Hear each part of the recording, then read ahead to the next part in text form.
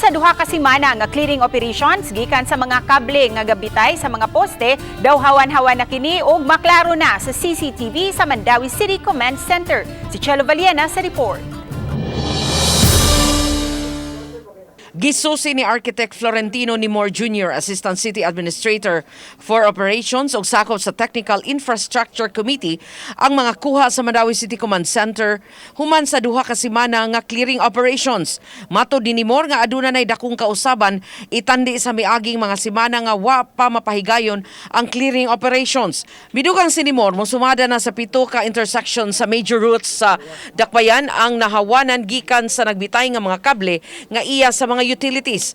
Apan iyang giangkon nga maglisod pa og banabana ang Technical Infrastructure Committee kung kanus kini matapos tungod kay wa pa nila masud ang kadalanan nga mas daghan ang daghan nga mga kable nga nagbulibod og wa nay gamit.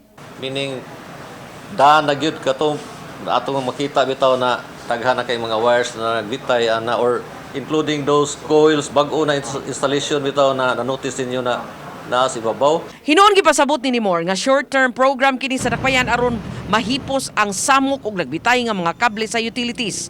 Ang long-term nga programa sa Dakbayan mao ang underground cabling nga sugda na ang pagkaut ug adlaw. Usa kini sa pagdasig sa mga utilities sama sa telecommunications cable companies nga mamahimong ilubong na lang usab ang ilang mga kable aron mas limpyo tan-awon ang kadalanan sa Dakbayan. Lakip sa long-term plan sa Dakbayan mao ang tin-aw nga connectivity sa kabarangayan.